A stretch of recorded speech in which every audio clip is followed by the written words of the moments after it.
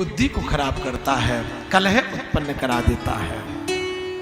दर्शन करें महाराज। सोने में कलयुग को वास दिया। परीक्षित राजा वहां से लौट करके आए। पांडवों ने परीक्षित से एक बात कही थी कि बेटा, जीवन में कितनी भी विषम परिस्थिति आ जाए, खजाने में जो पेटी रखी है उसको कभी मत खोलना, पेटी को मत खोल देना कभी। परीक्षित बोले आखिर पेटी में ऐसा है क्या, देखो तो सही। मन नहीं माना। आज आए, खजाना खोला, पेटी निकाली, पेटी को खोला तो क्या देख रहे हैं, पेटी में आज बेशकीमती सोने का मुकुट रखा हुआ है। ओ, स्वर्ण मुकुट, हीरे जवाहरातों से, माणिक्यों से सुशोभित। बाबा लोग मना क्यों कर रहे थे? अच्छा, उस समय में छोटा सा था, इसलिए बाबा लोगों ने मना किया था। लेकिन अब तो हम बड़े हो गए हैं, चक्रवर्ती सम्राट हैं, पूरी पृथ्वी के राजा हैं। अब नहीं पहनेंगे तो कब पहनेंगे? ये मुकुट हमको धारण कर लेना चाहिए। ये मुकुट जो है सोने का, ये नंबर 2 की कमाई का है। इस मुकुट को 7वें दिन हम कथा सुनाएंगे आपको। इस मुकुट को भगवान अर्जुन और भीम को लेकर के गए थे, जरासंध से युद्ध में छीन के लाए थे। ये जरासंध का मुकुट है तो नंबर 2 की कमाई का, बेईमानी का है। और उसी मुकुट को जब परीक्षित राजा ने धारण किया, धर्मात्मा राजा की बुद्धि विकृत हो गई। साधु संतों की सेवा करने वाला, जीवों की रक्षा करने वाला राजा जैसे मुकुट धारण किया तो कहने लगा चलो शिकार खेलने चलते हैं। बुद्धि पलट गई। शिकार खेलने के लिए दूर वन में गया। वन में जाकर के समीक ऋषि का अपमान कर दिया। अरे बड़ा ढोंगी बाबा है, मुझे देख के आंख बंद करके बैठा है, कहीं राजा को पानी वानी के ना पूछने पड़े। ऐसे अपशब्द बोले। समीक ऋषि समाधि में थे, इन्हें पता नहीं। एक मृत सर्प तीर की नोक से उठाया, गले में डाल दिया और राजा वहां से चला आया। ये दृश्य गौरमुख शिष्य ने देखा और दौड़ा दौड़ा शिष्य गया। समीक ऋषि के पुत्र श्रृंगी ऋषि जो कौशिकी नदी में स्नान कर रहे थे, वहां जाकर के सारा वृत्तांत सुनाया। श्रृंगी ऋषि ने जैसे सुना कि चक्रवर्ती सम्राट ने मेरे पूज्य पिताजी, मेरे गुरुदेव, एक ऋषि का, एक संत का अपमान किया है, अपशब्द कहे हैं, श्रृंगी ऋषि को क्रोध आ गया। हाथ में जल लेकर के श्राप दे डाला। इति लंघित मर्यादम तक्षकः सप्तमे हनि दंक्षति स्म कुलांगारम चोदितो में तत द्रुहम। कुलांगार राजा परीक्षित, तूने एक संत का अपमान किया है, मृत सर्प उनके गले में डाला है, तो जा, एक ऋषि का तुझे श्राप है, इस श्रृंगी का तुझे श्राप है। आज से 7वें दिन तक्षक सर्प के डसे जाने से तेरी मृत्यु होगी। भयंकर श्राप ने डाला। श्रृंगी ऋषि दौड़े दौड़े आए। समीक ऋषि पिताजी के पास आकर के रोने लगे। समीक ऋषि की समाधि खुली। मृत सर्प देखा तो एक तरफ फेंका। श्रृंगी ऋषि ने कहा पिताजी, आपका अपमान ये परीक्षित राजा ने किया। कोई बात नहीं, कभी कभी गलती हो जाती है, बड़े बड़ों से हो जाती है, विद्वानों से हो जाती है, कोई बात नहीं। लेकिन नहीं पिताजी, मैंने दंड दे दिया राजा को। दंड दे दिया? कैसा दंड दिया? राजा की मृत्यु होगी आज से 7वें दिन तक्षक सर्प के डसे जाने से। अरे तुमने इतना भयंकर श्राप दे डाला धर्मात्मा राजा को, ये तुमने क्या किया? शिष्य को बुलाया, जाओ राजा को जाकर के खबर भेजो कि ऋषि का श्राप लग चुका है, झूठा नहीं होगा, वो अपनी मुक्ति का उपाय खोज ले। इधर राजा जब घर वापस लौट के आया, उसने मुकुट उतार के रखा। जब मुकुट उतारा तो कलयुग का प्रभाव भी उतर गया। राजा का दिमाग ठीक चलने लगा तो सोचने लगा, आज मैंने भजन कितना कर लिया, आज मैंने सेवा कितनी की, आज सत्कर्म कितना किया। जो दिनचर्या पे ध्यान गया तो राजा क्या देख रहा है, ओहो भजन सत्कर्म तो कुछ नहीं, आज मेरे द्वारा एक संत का अपमान हो गया है, मुझे दंड मिलना चाहिए, मुझे दंड मिलना चाहिए। राजा सोच ही रहा था कि इतने में गौरमुख शिष्य पहुंच गया। बोले राजन, तुम्हें दंड मिल चुका है, तुमने अपमान एक संत का किया तो तुम्हें दंड भी एक संत ने दिया। आज से 7वें दिन तक्षक सर्प के डसे जाने से तुम्हारी मृत्यु होगी, मुक्ति का उपाय खोज लो। तुम्हें श्रृंगी ऋषि का श्राप लग चुका है। परीक्षित राजा ने जैसे सुना, भयभीत नहीं हुए। उसी समय राजर्षि आभूषण त्याग दिए, वेशभूषा त्याग दी, वस्त्र त्याग दिए, एक साधु रूप धारण करके सीधे हरिद्वार में के निकट गंगा के तट शुक तीर्थ नाम का, शुकताल नाम का तीर्थ है, उस शुभ ताल में परीक्षित राजा जाकर के बैठ गए, अपने कल्याण के लिए सोचने लगे। हजारों संत पहुंच गए कि राजा को श्राप लगा, चक्रवर्ती सम्राट को श्राप लगा, अब क्या होगा, अब क्या होगा। हजारों संतों का समूह उमड़ पड़ा, सब बैठे हुए थे। राजा सबसे अपनी मुक्ति का उपाय पूछ रहा है, पर कोई नहीं बता पाया।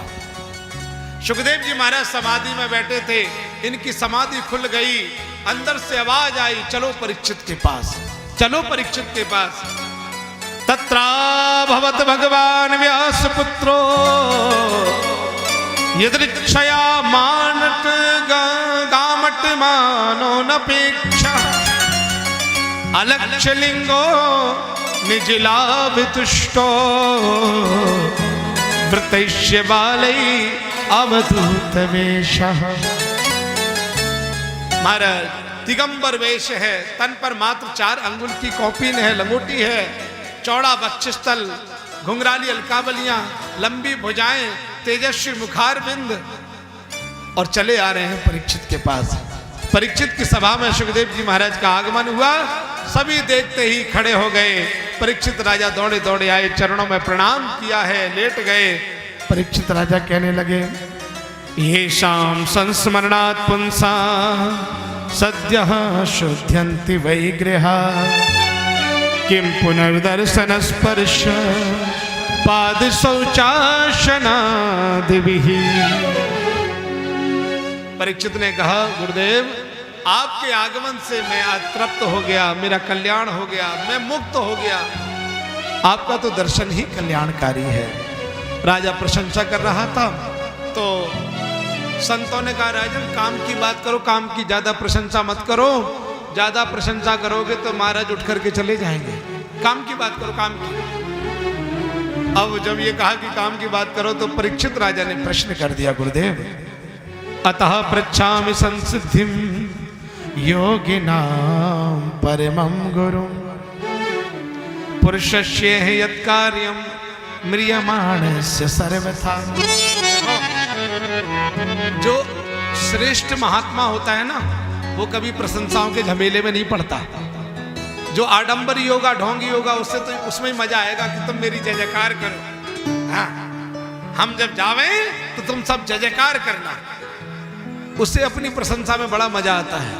लेकिन एक अच्छा साधु वो प्रशंसा से परे, और तुम ज्यादा प्रशंसा करोगे तो पता लगे वो गरियाना शुरू कर दे, गरियाना शुरू कर देगा, क्रोध करेंगे। सच्चा साधु कभी प्रशंसाओं के चक्कर में नहीं पड़ते। महाराज संतों ने इशारा किया तो परीक्षित राजा ने समझ लिया कि प्रशंसा नहीं, काम की बात। सुखदेव जी महाराज को सम्मान से एक व्यास गद्दी पर बिठाया, चंदन लगाया, माला पहनाई, प्रणाम किया और प्रश्न किया, गुरुदेव मरणासन्न व्यक्ति की मुक्ति का क्या उपाय है? जिसकी मृत्यु निकट हो उसका कल्याण कैसे हो? ये जब प्रश्न किया सुखदेव जी महाराज मुस्कुराने लगे, प्रसन्न हो गए। राजन अगर तुम अपना कल्याण चाहते हो तो सुनो, श्वास श्वास पर कृष्ण भजे वृथा श्वास जन खोए न जाने या श्वास की आवन होए ना होए। हर श्वास पर भगवान का नाम लो। अगर अपना कल्याण चाहते हो तो एक भी श्वास भगवान के नाम के बिना ना चली जाए। बोले महाराज जी कैसे हो सकता है? हर श्वास पे नाम कैसे लेंगे? राम राम राम। अब इतनी जल्दी श्वास जाएगी, इतनी जल्दी तो नाम ही नहीं ले पाएंगे, कैसे संभव है? तो एक उपाय है। बोले क्या? प्रतिदिन महामंत्र जो है हरे कृष्ण कृष्ण कृष्ण हरे हरे, हरे राम राम राम हरे हरे, इस महामंत्र की 16 माला करो। 16 माला जो प्रतिदिन कर लेता है, उसकी प्रत्येक श्वास के साथ भगवान का एक नाम जुड़ जाता है। प्रत्येक श्वास के साथ ऐसा भाव बतलाया है। तो परीक्षित कहने लगे, गुरुदेव वो तो हम सब कर लेंगे, पहले ये बताओ 7 दिन में मुक्ति होगी कि नहीं? ये सब ऋषि मुनि कहते हैं कि हमारी तो सालों में नहीं होती, तुम 7 दिन में कैसे मुक्ति पालोगे? हम हजारों वर्ष जब तब करते हैं, माला करते हैं, ध्यान लगाते हैं, तब जाकर के कल्याण होता है। राजन तुम्हारा कल्याण 7 दिन में कैसे होगा? मेरे पास 7 दिन ही शेष हैं गुरुदेव, 7 दिन में मुक्ति होगी कि नहीं? बोले काहे चिंता करते हो, बैठो भागवत की शरण में। अभी चिंता न करो राजन, 7 दिन बाकी अभी, कि घड़ी भर ही में परलोक प्राप्त होता है। कैसे? खटवांग जैसे राजा का मोक्ष तो घड़ी में हुआ, पर तेरा तो शरीर अभी 7 दिन तक रहता है। कि मेरा यह कथन है, ये ऋषि सब साक्षी हैं, कि भागवत पुराण से कष्ट सब मिटता है। तो देखता हूँ आज से 7वें दिवस तेरे लिए, राजद्वार मोक्ष द्वार कैसे नहीं खुलता है। बैठ भागवत की शरण में, मैं भी तो देखूं तेरी मुक्ति कैसे नहीं होती। बोले गुरुदेव ये भागवत क्या है, किसे कहते हैं? बोले भा माने भक्ति, गा माने ज्ञान, वा माने वैराग्य, ता माने तत्व।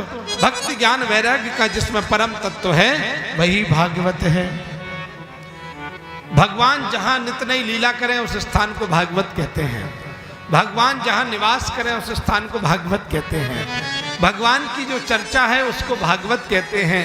और भगवान से जिसका संबंध जुड़ जाए महाराज वो भी भागवत ही कहलाता है। आप जरा दर्शन करें। सुखदेव जी महाराज ने कहा परीक्षित से, परीक्षित तुम्हारी जिज्ञासा क्या है? परीक्षित ने कहा गुरुदेव हम तो ये जानना चाहते हैं कि भगवान ने इतनी बड़ी सृष्टि आखिर रच कैसे दी? इतनी बड़ी सृष्टि का जो है संवरण पोषण वो कैसे कर लेते हैं? ये सृष्टि रचना कैसे हुई? क्या भगवान के मन में विचार आया होगा कि इतनी बड़ी सृष्टि उन्होंने रच दी? मैं इसको जानना चाहता हूँ। बहुत अद्भुत प्रश्न किया है। सुखदेव स्वामी कहते हैं राजन ध्यान पूर्वक सुने। एक बार ब्रह्म के मन में विचार आया कि मैं एक से अनेक हो जाऊं। ध्यान देना, ब्रह्म के मन में विचार आया कि मैं एक से अनेक हो जाऊं, तो ब्रह्म ने सबसे पहले रचना की जल की। सबसे पहले जल रचा और जल में बनाया रहने का स्थान, तो जल में रहने लगा।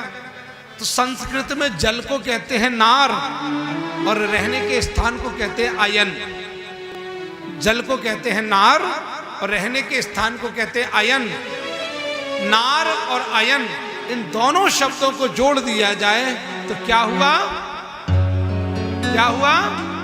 नारायण। नार और अयन दोनों शब्दों को जोड़ा गया तो नाम बना नारायण। ब्रह्म का नाम नारायण हो गया।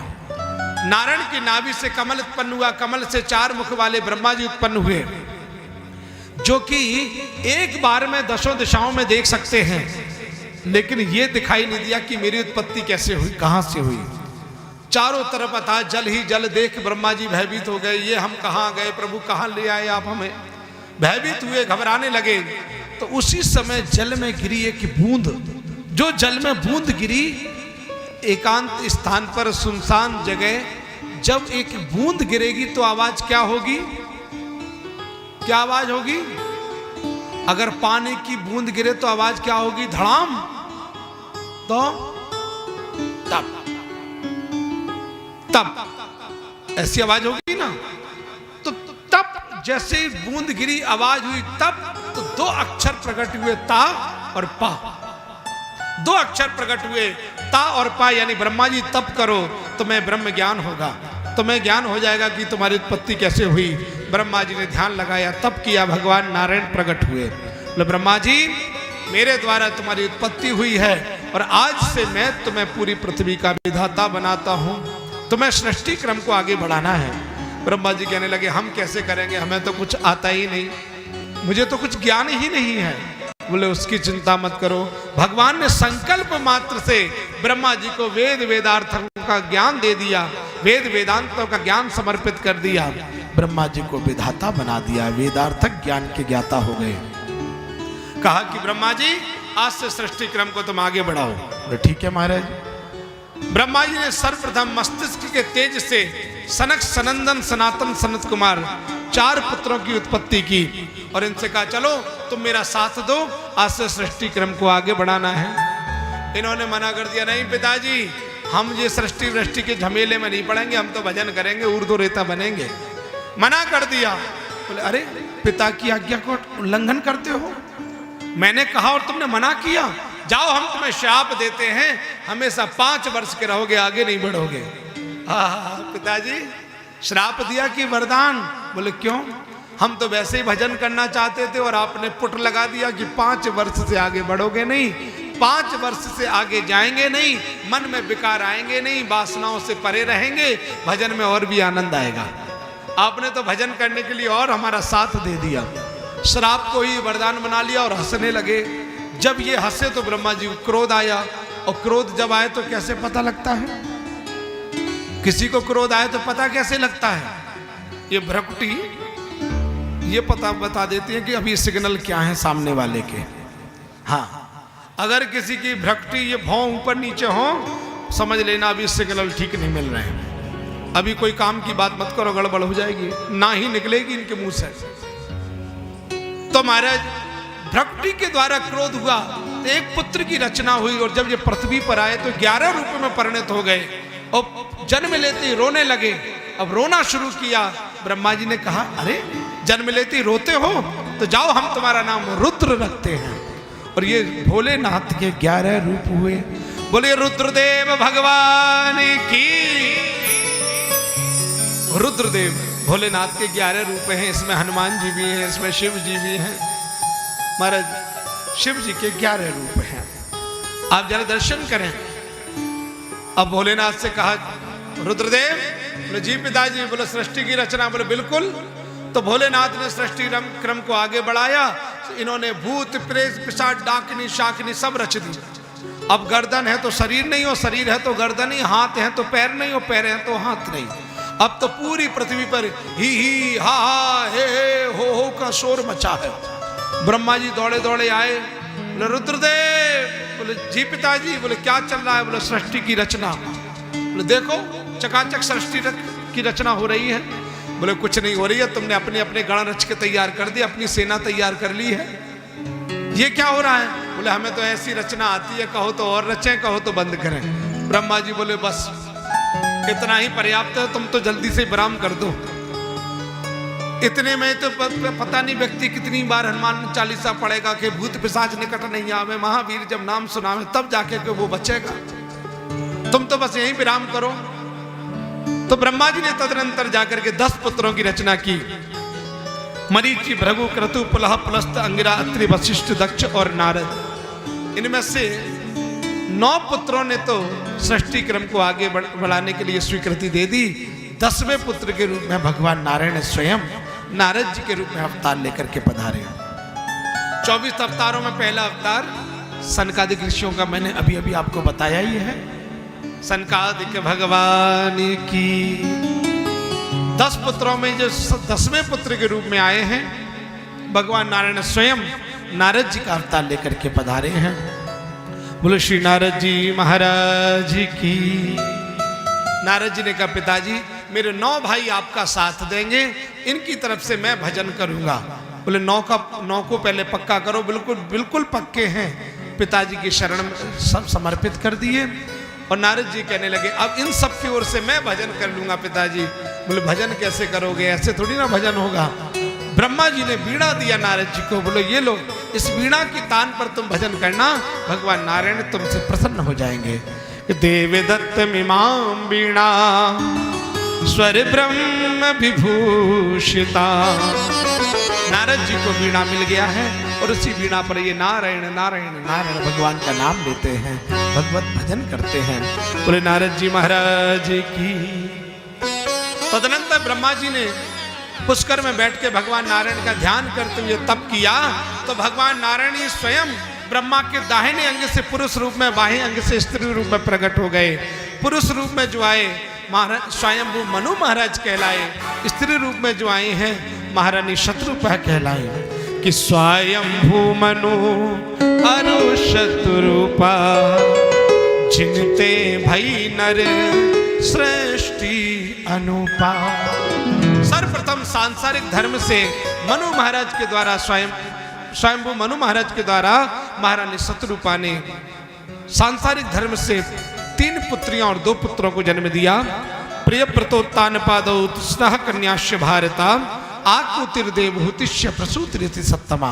आकुति, देवहूति, प्रसूति ये तो 3 पुत्रियां हैं। प्रियव्रतोत्तान पाद 2 पुत्र हुए। कालांतर में एक समस्या आ गई, पृथ्वी का पता नहीं चल रहा था कि पृथ्वी कहां है। बहुत ज्यादा समय तो नहीं लेंगे, 15 मिनट का, और ईमानदारी से मांग के समय ले रहे हैं क्योंकि 2 दिन से थोड़ा मौसम भी अनुकूल नहीं रहा। अभी हमारे बीच ध्रुव और नारायण भी आने वाले हैं, भगवान का दिव्य दर्शन होगा और प्रसंग तक हम पहुंच रहे हैं क्योंकि कल फिर अवतारों का उत्सव का समय है, तो फिर कल उत्सव समय पे हो जाएंगे। आप लोग मात्र 10 से 15 मिनट का समय दो, दर्शन करें महाराज। बड़ा ही सुंदर भाव। आकुति, देवहूति, प्रसूति 3 तो इनकी पुत्रियां हैं। प्रियव्रतोत्तान पाद 2 इनके पुत्र हुए। कालांतर में समस्या आ गई, पृथ्वी का पता नहीं चल रहा था कि पृथ्वी कहां है। एक हिरण्याक्ष नाम का राक्षस पृथ्वी का हरण करके ले गया। अब पृथ्वी ना हो तो सृष्टि की रचना कैसे हो। देखो एक बार की बात, आचार्य सुखदेव स्वामी कहते राजन, कश्यप ऋषि की 13 पत्नियां हैं। इनकी अन्य सभी पत्नियां पुत्रवती हैं, लेकिन सबसे बड़ी जो दिति हैं, आज इन्होंने कश्यप ऋषि से प्रार्थना की कि स्वामी आपकी अन्य सभी पत्नियां पुत्रवती हैं, पर यह सुख मुझे क्यों नहीं है, मुझे भी पुत्र सुख चाहिए। तो कश्यप ऋषि कहने लगे, देवी ये संध्या का समय है, इस समय भगवान भोलेनाथ अपने गणों के साथ आकाश मार्ग में विचरण करते हैं, और संध्या के समय किया गया अगर गर्भाधान होगा उस पर आसुरी प्रवृत्ति का असर पड़ेगा, वह बालक राक्षस होगा, आसुरी प्रवृत्ति का होगा। दिति को समझाया पर दिति नहीं मानी, जिद की। तो कश्यप ऋषि दिति के दुराग्रह के आगे झुक गए और श्राप दे दिया कि जाओ हम तुम्हें 2 पुत्र देते हैं, दोनों ही तुम्हें राक्षस होंगे, दोनों राक्षस होंगे। तो दिति कहने लगी, नहीं महाराज सबको देवता पुत्र है तो मुझे राक्षस क्यों, मुझे भी देवता चाहिए। बोले श्राप का प्रभाव लेकर के कहां जाऊं, अब पुत्र तो तुम्हें राक्षस ही होंगे, लेकिन उनका कल्याण करने के लिए, उद्धार करने के लिए भगवान नारायण स्वयं विशेष अवतार लेकर के आवेंगे। ये कहकर के उन्हें प्रसन्न कर दिया। माता दिति ने जब गर्भ धारण किए तो ये बालक 100 वर्ष तक मां के गर्भ में रहे। ऐसा मारा अंधेरा छा गया था। देवताओं ने जब प्रार्थना की तब इन बालकों का जन्म हुआ। दोनों का नाम हिरण्याक्ष और हिरण्यकश्यप हुआ। हिरण्याक्ष पृथ्वी का हरण करके ले गया, पाताल की पृथ्वी के अंदर, पाताल में विष्टा में अंदर जाके छुपा आया। अब विष्टा के अंदर कौन जाता, कहां कौन पृथ्वी को लाता। अब पृथ्वी ना हो तो सृष्टि की रचना कैसे हो। ब्रह्मा जी ने भगवान नारायण का ध्यान करते हुए तप किया। भगवान नारायण का ध्यान कर रहे थे ब्रह्मा जी, और तप करते करते इनको जोर से छींक आई, और जो छींक आई तो नासिका से भगवान नारायण 12 रूप में प्रकट हो गए। 12 यानी सुकर के रूप में। बोले 12 देव भगवान की, सुअर के रूप में प्रकट हुए। अब भगवान को क्या जरूरत पड़ी थी सुकर का रूप लेके आने की, लेकिन करते भी क्या, विष्टा में पृथ्वी को जाके छुपा के आया था गंदगी में, उसके अंदर कौन जाता। तो सुकर का काम क्या है, विष्टा में ही रहना। तो भगवान सुकर का अवतार लेकर के आए और महाराज पृथ्वी के अंदर से, विष्टा में से पृथ्वी को लेकर के आए हैं। और महाराज पृथ्वी को पवित्र करने के लिए भगवान ने उसको, पृथ्वी को अपनी दाढ़ पर रखा, दाढ़ पर रख करके पृथ्वी को पवित्र किया है। हिरण्याक्ष को पता चल गया कि कोई पृथ्वी को ले आया है, विष्टा में से निकाल के ले आया। हिरण्याक्ष ने भगवान का रास्ता रोकना चाहा। प्रभु ने पहले तो सोचा कि छोड़ो, जाने दो, पर ये नहीं माना। इसने बार बार रास्ता रोका तो भगवान ने हिरण्याक्ष का उद्धार किया और पृथ्वी की स्थापना कर भगवान 12 वहां से अंतर्ध्यान हुए हैं। बोले 12 देव भगवान की। यहां आचार्य सुखदेव स्वामी वर्णन करते हैं परीक्षित, मनु महाराज की जो दूसरे नंबर की बेटियां देवहूति, आज इनका विवाह ब्रह्मा जी के पुत्र कर्दम ऋषि के साथ हुआ। बोले कर्दम कौन है? ब्रह्मा जी तपस्या कर रहे थे, परछाई के द्वारा इन्होंने एक पुत्र की रचना कर दी। अपनी परछाई को देखा, परछाई को देखते एक पुत्र की रचना कर दी जिसका नाम हुआ कर्दम। और कर्दम ऋषि का विवाह मनु नंदिनी देवहूति के साथ संपन्न हुआ। प्रथम में इन्होंने 9 पुत्रियों को जन्म दिया। 10वें पुत्र के रूप में भगवान नारायण स्वयं कपिल अवतार लेकर के पधारे हैं। बोलिए कपिल नारायण भगवान की। 24 अवतारों में ये अवतार है कपिल अवतार। इन्हीं भगवान कपिल नारायण ने अपनी माता देवहूति को दर्शन शास्त्र का, सांख्य शास्त्र का उपदेश किया और मां को उपदेश कर सीधे गंगा सागर में विराजमान हुए। जो जहां मकर संक्रांति को बड़ा भारी मेला लगता है, वो जो गंगा सागर की भूमि है वह भगवान कपिल देव की तपस्थली है। बोलिए कपिल नारायण भगवान की। मनु महाराज की बड़ी बेटी आकुति का विवाह रुचि नाम के प्रजापति के साथ हुआ। भगवान नारायण इनके यहाँ स्वयं यज्ञ अवतार लेकर के पधारे।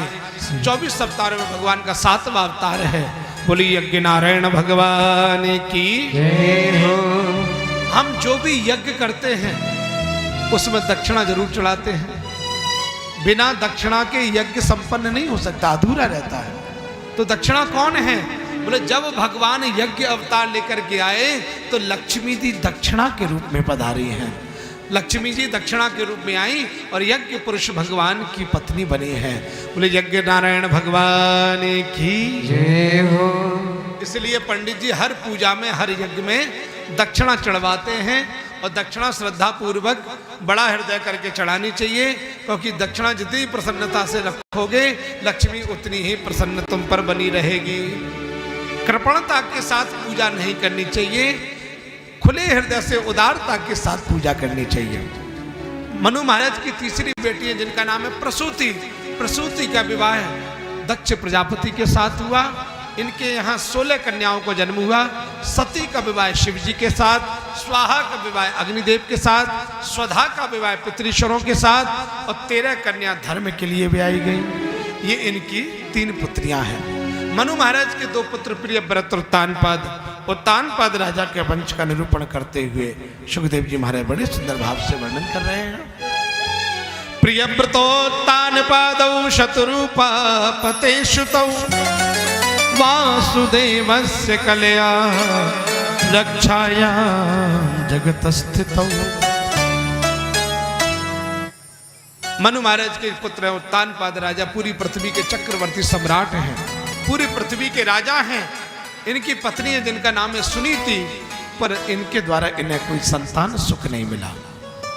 राजा बड़े उदास रहते हैं, सुनीति भी उदास रहती है कि चक्रवर्ती सम्राट का पद है पर पुत्र तो है ही नहीं, संतान सुख है ही नहीं। तो सुनीति ने एक दिन कहा स्वामी क्यों ना मेरी इच्छा से आप दूसरा विवाह कर लो। तो राजा बोले अभी तो कोई विचार नहीं है, आगे देखेंगे। एक दिन की बात, उत्तानपाद राजा शिकार खेलते दूर देश में निकल गए। वहां एक राजकुमारी को देखा जिसको देखते ही मोहित हो गए और गंधर्व रीति के साथ उससे विवाह कर लिया। विवाह करके लेकर के उस छोटी रानी को अपने नगर की ओर आए जिसका नाम है सुरुचि। बड़ी रानी का नाम सुनीति, छोटी का नाम सुरुचि। जैसे ही लेकर के आए और महल में प्रवेश करने लगे कि छोटी रानी ने सामने बड़ी रानी को देखा। महाराज ये सामने कौन है? बोले ये मेरी धर्म पत्नी सुनीति है। बोले जब घर में धर्म पत्नी है तो हमारी क्या जरूरत थी? तो वो तो वहीं से लौटने लगी। बोले हम तो जा रहे हैं। बोले तुम क्या चाहते? बोले घर में ये रहेगी या मैं? अब ये नई नई आई हैं, इनसे विशेष आकर्षण है। तो बड़ी रानी इस धर्म पत्नी सुनीति से कहा राजा ने, ये यहाँ इस घर में स्वतंत्र रहना चाहती है तो फिर मैं तुम्हें नगर से बाहर एक महल अलग से बना के दे सकता हूँ, तुम वहां रह लो। तो सुनीति ने कहा स्वामी आप चिंता ना करो, जो आपकी आज्ञा होगी वो मेरे लिए सर माथे शिरोधार्य है। स्वामी की आज्ञा पाकर के नगर से बाहर जो महल बना करके दिया, सुनीति वहां रहने लगी। अकेली रहती है, मन लगता नहीं तो क्या करती, संतों के आश्रम में चली जाती, सत्संग करती, सेवा करती, सत्संग सुनती, भजन करती, मन को लगा रही है। सत्संग कृपा हो गई, संत कृपा हो गई। एक दिन की बात, राजा उत्तानपाद जब शिकार खेलने के लिए दूर वन में गए, शिकार खेलने के लिए गए थे महाराज, एकदम से प्रकृति ने करवट लिया, तेज आंधी तूफान चलने लगा, मूसलाधार वर्षा होने लगी, मौसम बहुत बिगड़ गया। इतनी वर्षा होने लगी कि तो राजा को लगा कि अब मैं घर तक तो नहीं पहुंच पाऊंगा, लगता है नगर से बाहर जो बड़ी रानी का महल है, अब मुझे यहीं विश्राम करना चाहिए। उस रात्रि राजा ने वहीं विश्राम किया। संत कृपा, भगवंत कृपा, सत्संग कृपा से आज बड़ी रानी ने अपने पति उत्तानपाद राजा के द्वारा गर्भ धारण कर लिया। रानी गर्भवती हो गई। उधर छोटी रानी भी राजा की गर्भवती। समयानुकूलता में उत्तानपाद राजा की दोनों पत्नियों ने एक एक पुत्र को जन्म दिया। बड़ी रानी के जो पुत्र हुआ उसका नाम हुआ ध्रुव, और छोटी रानी के जो पुत्र हुआ उसका नाम हुआ उत्तम। कहते हैं होनहार बिरवान के लखत चीकने पात। जो वृक्ष ज्यादा होनहार होता है वो बचपन में ही पता लग जाता है जब पौधा होता है कि ये वृक्ष कितना फलदार होगा, रसदार होगा। यहां ध्रुव जी बचपन से बहुत तेजस्वी। इनकी माँ वन में ले जाती, संतों के पास ले जाती, सत्संग कराती, संतों को प्रणाम कराती, आशीर्वाद दिलाती, अच्छे संस्कार दिए हैं। बच्चे के जीवन की सबसे पहली गुरु है माँ। माँ चाहे तो बच्चे को भगवान बना दे, माँ चाहे बच्चे को इंसान बना दे, और माँ चाहे तो बच्चे को जेब कतरा शैतान बना दे। बच्चे के जीवन की पहली गुरु है माँ, जो सबसे पहले बच्चे को संस्कार देती है। आज संस्कार के आभूषणों से ध्रुव जी का जीवन सुनीति ने अच्छा सजा दिया। दर्शन करें महाराज, बड़ा ही सुंदर भाव। यहां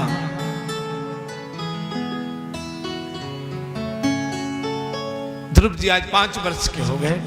एक दिन सब मित्र आपस में खेल रहे थे, तो मित्र सब खेलते खेलते एक दूसरे से पूछने लगे, आपके माता पिता का क्या नाम, आपके माता पिता का क्या नाम, आपके माता पिता का क्या नाम। जिन जिन की बारी आए सब बताते चले, पर बारी जैसी ध्रुव जी की आई, इन्होंने कहा माँ का नाम सुनीति, पिता का बोले पता नहीं, बोले पिता, बोले पता नहीं। तो सब हंसने लगे कैसा बालक ऐसे अपने पिता का ही नहीं पता। सब हंसने लगे। ध्रुव जी रोने लगे, ये क्या हुआ। माँ के पास आए, माँ मेरे पिता कौन है, मैं किन पिता का पुत्र हूं।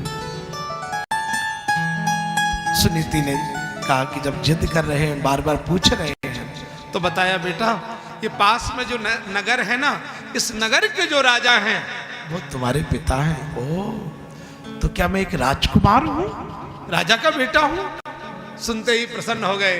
वाह, आज पूरी रात सोए नहीं, सोच रहे हैं कि कब सुबह हो और मैं सीधा पिता के पास जाऊं, उनकी गोद में खेलूंगा। आज मित्र के साथ नहीं, पिता के पास जाके खेलूंगा। दौड़ पड़े, मां को बताया नहीं और चुपचाप नगर की ओर दौड़े। और जैसे ही महाराज सिंहासन की सीढ़ियां चढ़ रहे थे, बैठने ही वाले थे पिता की गोद में, कि छोटी मां सुरुचि ने आकर हाथ पकड़ लिया। ए बालक कहां जा रहा है। बोले पिता की गोद में बैठ रहे हैं। बोले नहीं बैठ सकता। बोले क्यों, ये मेरे पिता हैं, क्यों नहीं बैठ सकता। बोले ये पिता हैं तो क्या हुआ, पर मैं तो तेरी मां नहीं, तेरी मां कोई और है। बोले नहीं, आप भी तो मेरी मां है, छोटी मां है आप। अरे बालक मैं तुझे कैसे समझाऊं कि बालो सीबत नात्मानम अन्य स्त्री गर्भ संव्रतम।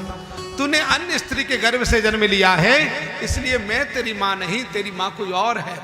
अगर तू इन पिता की गोद में बैठना चाहता है तो जा, पहले वन में जा, भगवान का भजन कर, उनको प्रसन्न कर। जब वो प्रसन्न हो, प्रकट हो, उनसे वरदान मांगना कि तेरा जन्म मेरी कोख से हो। जब मेरा पुत्र होगा तभी इनकी गोद में बैठने का अधिकारी होगा, ऐसे नहीं। अब ध्रुव जी पिता की ओर देखे तो ये तो चुपचाप बैठे हैं। दुख ध्रुव जी को मां के बोलने का नहीं है, ध्रुव जी को दुख पिता के चुप रहने का है, पिता के चुप रहने का है। आप जरा दर्शन करें महाराज, यहां बड़ा सुंदर अद्भुत भाव बतलाया है। उल्टे पांव वहां से लौटे चले आए, अपनी मां सुनीति के पास आकर के रोने लगे। मां आज मेरे साथ ये क्या हो रहा है।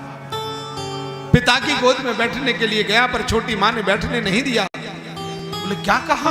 बोले कहा कि जा वन में जा, भगवान का भजन कर, उन्हें प्रकट कर, उन्हें प्रसन्न कर, और जब वो प्रसन्न हो जाए तो वरदान मांगना कि तेरा जन्म मेरी कोख से हो, तभी तू बैठ सकता है। माँ ने कहा अरे बेटा, माँ ने कितना अच्छा भाव कहा कि वन में जा, भगवान का भजन कर, उन्हें प्रसन्न कर। इतनी बात को ध्यान रखो बस, वन में जाओ, भगवान का भजन करो, उन्हें प्रसन्न करो, उनको प्रकट करो, उनका दर्शन करो।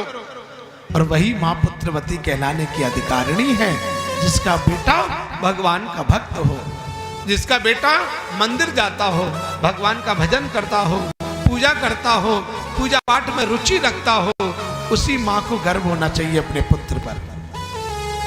पुत्रवती युवती जग सोई, रघुपति भगति जासु सुते होई।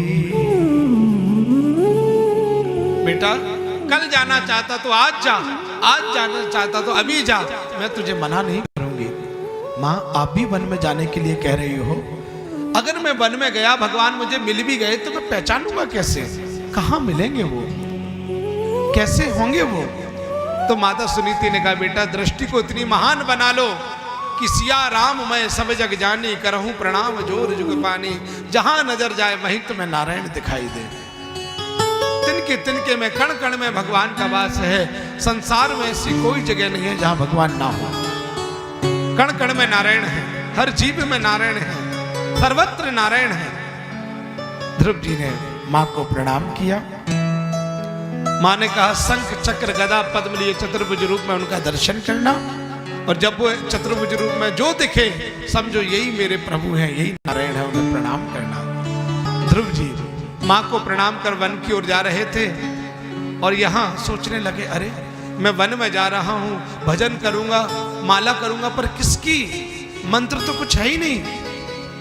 गुरु ही तो मंत्र देते हैं, पर गुरुदेव तो मेरे कोई है ही नहीं, गुरु तो कोई बनाया नहीं। ये सोच ही रहे थे कि रास्ते में नारद जी मिल गए, भजन करते हुए चले जा रहे थे। अरे बोले ये महात्मा जी अच्छे मिले, भजनानंदी संत हैं, इनसे ही गुरु दीक्षा ले लो। नारद जी प्रसन्न हो गए, बोले बालक तो बड़ा अच्छा दिख रहा है, चेला बनाने लायक है, पर आजकल के चेला भी बहुत खतरनाक होते हैं, सोच समझ के बनाओ। आज श्रद्धा से चेला नहीं बनाते, तो आज चेला भी श्रद्धा से गुरु नहीं बनाते। बोले फिर? बोले ये देख लेते कि ये गुरु जी की पहुंच अच्छी है, हाँ इनकी बड़ी बड़ी जगह पहुंच है, इनको गुरु बना लो तो इनसे हमारे बहुत काम चलेंगे, इनकी पहुंच बढ़िया है। पहुंच देखकर गुरु बनाते हैं। प्यारे गुरु बनाया जाता है अपने कल्याण के लिए, कि हमारा जो कल्याण कर दे। आज ध्रुव जी महाराज नारद जी को प्रणाम किए तो नारद जी ने ध्रुव जी के कान में गुरु मंत्र दे दिया, द्वादशाक्षर मंत्र, ओम नमो भगवते वासुदेवाय। बेटा ये गुरु मंत्र है तुम्हारा, जाओ इसका भजन करना। तो ध्रुव जी ने पूछा गुरुदेव मुझे भगवान कहाँ मिलेंगे? कि तत्तात गच्छ भद्रम ते यमुनाया तटम शुचि, पुण्यम मधुवनम पश्ये सानिध्यम नित्यदा हरे। जाओ मथुरा में यमुना के तट पर मधुवन में जाकर के तुम भगवान का भजन करना, तुम्हें वहां भगवान का दर्शन होगा। ध्रुव जी महाराज सीधे मधुवन में गए, यमुना में स्नान किया, यमुना जल में स्नान कर एक ऊंचे टीले पर चढ़ गए और महाराज भजन करने लगे। माला हाथ में लिए हैं, द्वादशाक्षर मंत्र को जप रहे हैं, और भजन भी ऐसा नहीं, नियम पूर्वक 3 दिन तक कुछ नहीं खाते, तीसरे दिन थोड़े फल खा लेते हैं और भजन कर रहे हैं। त्रिरात्रांते त्रिरात्रांते कपित्थ बदिराशनः, 3 दिन तक कुछ नहीं खाते, तीसरे दिन थोड़े कैथ के फल खा लेते हैं।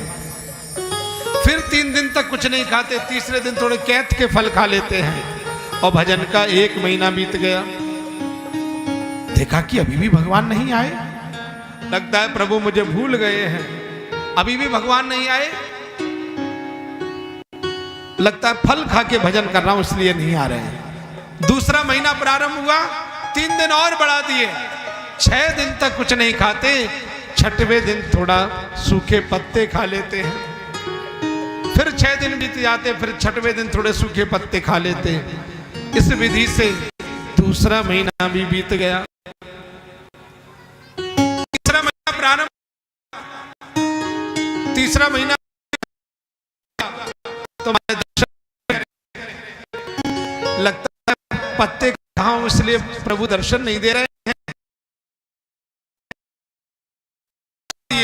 9 दिन तक कुछ नहीं लेते, 9वें दिन थोड़ा जल पी लेते हैं, फिर 9 दिन तक ध्रुव जी कुछ नहीं लेते, 9वें दिन थोड़ा जल पी लेते हैं। भजन का तीसरा महीना भी बीत गया। चौथा महीना प्रारंभ हुआ। ध्रुव जी बोले कि अभी भी दर्शन नहीं दे रहे हैं, क्या बात है प्रभु, कब कृपा करोगे? भगवान ने कहा, ध्रुव जी कहते हैं लगता है प्रभु सोच रहे हैं कि अभी तो ये पानी पी रहा है, जल पी रहा है। अब तो ध्रुव जी महाराज ने जल भी पीना छोड़ दिया, 3 दिन और बढ़ा दिए, 12 दिन तक ध्रुव जी महाराज कुछ नहीं लेते। 12वें दिन थोड़ी श्वास ले लेते हैं, श्वास ले लेते हैं। भजन का महाराज चौथा महीना भी बीत गया। ध्रुव जी कहने लगे अभी भी दर्शन नहीं दे रहे हो प्रभु, फल छोड़ दिए, पत्ते छोड़ दिए, जल छोड़ दिया, श्वास लेके भजन कर रहा था, क्या ये भी छोड़ दूं? तो ठीक है कि पंचमे माशुन प्राप्ते जित श्वासो नृपात्मजः। 5वां महीना प्रारंभ हुआ। अब तो ध्रुव जी महाराज ने श्वास लेना भी छोड़ दिया, अब तुम्हारा श्वास लेना भी छोड़ दिया और भजन कर रहे हैं। ध्रुव जी कह रहे हैं मेरे बांके बिहारी जी दर्शन दो, दर्शन दो, मेरे बांके बिहारी जी दर्शन दो, दर्शन दो, मेरे बांके बिहारी जी दर्शन दो, दर्शन दो, मेरे बांके बिहारी। सब गाओ, अगर प्रभु को दर्शन पाना है, दर्शन करना है, प्रेम से गाओ, मेरे बांके बिहारी दर्शन दो, दर्शन दो, मेरे बांके बिहारी दर्शन दो, दर्शन दो, ओ मुझको ना तड़पाओ,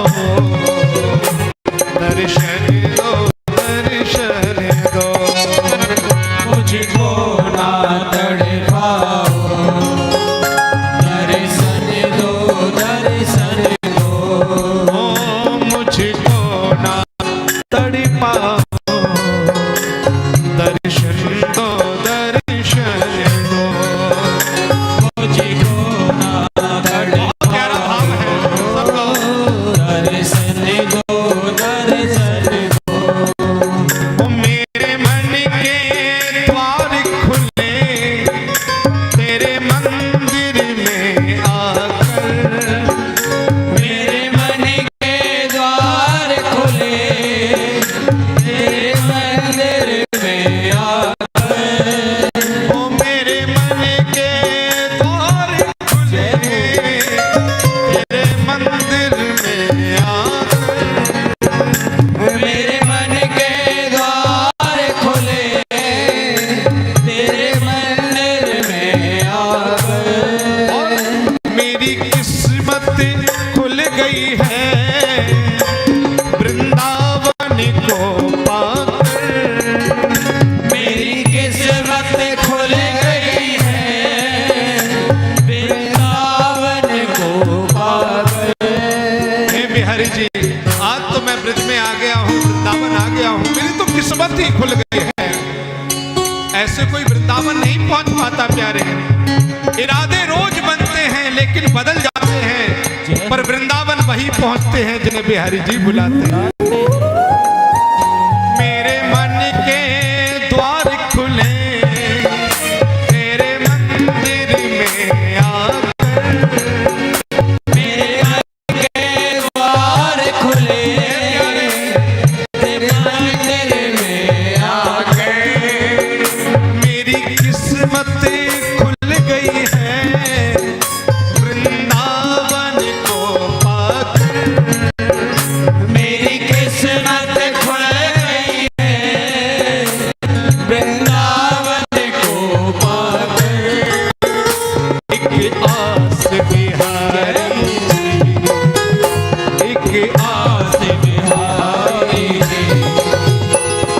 दर्शन दो दर्शन दो।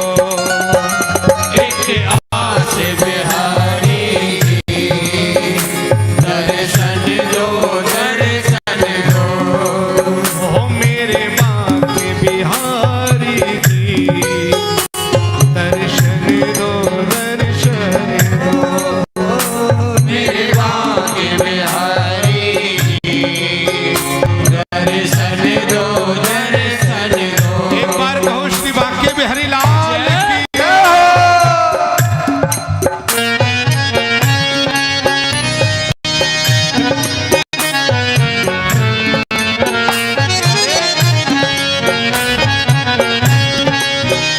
मधुर मधुर ताली सेवा करते हुए जय हो।